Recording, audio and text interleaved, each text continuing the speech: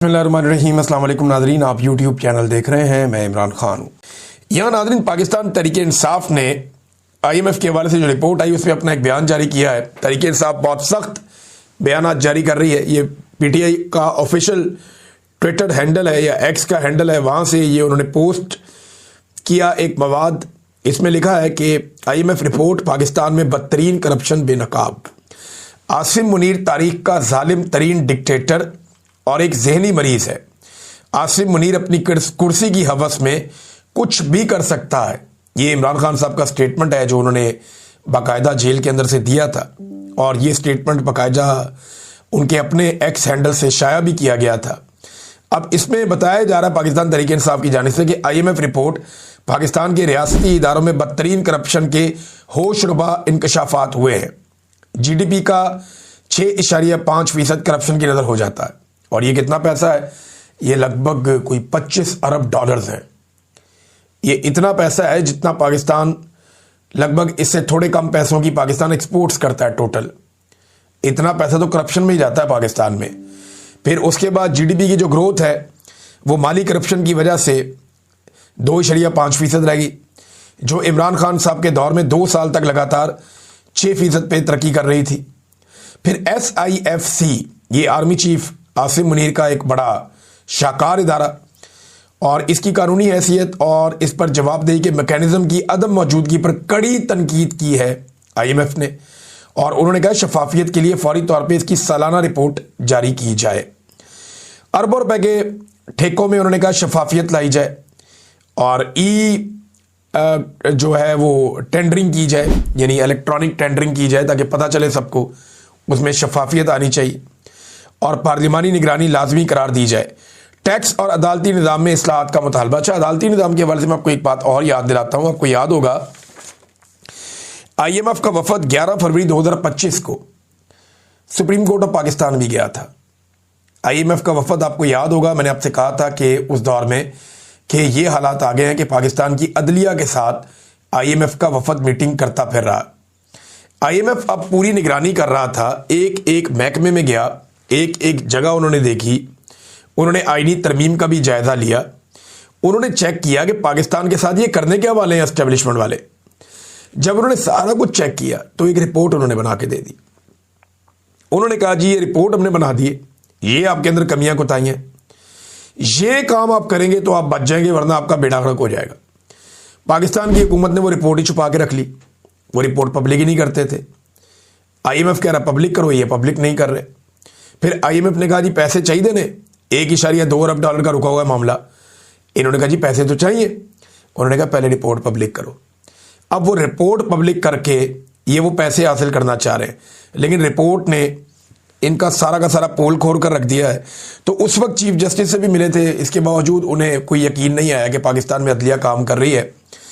अब उसमें PTI ने जो इसको कंक्लूड किया वो ये कहते हैं कि लूट मार के रसिया मुस्तरद शुदा काबिज ग्रोह का तमाम तर फोकस नाजायज इक़्तिदार में तवालत और जुमला जराइम पर ताहयात इस्तिस्ना का हुसूल है।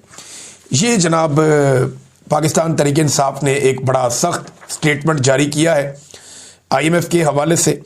नादरीन, इसके अलावा जो कल यौम सयाह बनाया पाकिस्तान तहरीक इंसाफ ने, उसमें सिंध से बहुत सारे मनादिर अब आए हैं। खैबर पख्तूनख्वा में मैंने आपको बताया कि 1 दर्जन के करीब मुकामात पे एहतजाज हुआ।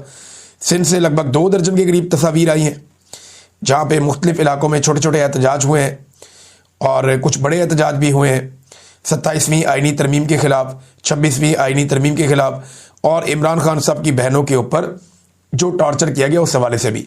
अब नादरीन, आखिरी 10 दिन बचे हैं, यानी आज 22 तारीख है। ये महीना गुजारना है किसी तरह फील्ड मार्शल आसिम मुनीर साहब ने। इस महीने में कोई ख़राबी नहीं होनी चाहिए। ये महीना ख़त्म तो उन्हें लगता है कि शायद उसके बाद वो बिल्कुल नाकाबिल तस्खीर हो जाएंगे। नाकाबिल तस्खीर तो कुछ भी नहीं होता। अल्लाह रब्बुल इज़्ज़त की ज़ात है, सारी ताकत तो उसके पास है और किसी के पास नहीं है। जितने भी डिक्टेटर रहे वो जब मुतमईन हो गए तब उन्हें डंडा पड़ा कुदरत का। तो अब सूरत हाल ये है कि पंजाब में बड़े पैमाने पर कारकुनों की पकड़ धकड़ जारी है। पाकिस्तान तहरीक इंसाफ के कारकुन गिरफ्तार किए जा रहे हैं, किसी और सियासी जमात के कारकुन गिरफ्तार नहीं हो रहे, और 3 MPO के तहत इन्हें कैद भी किया जा रहा है 10-10 दिन के लिए।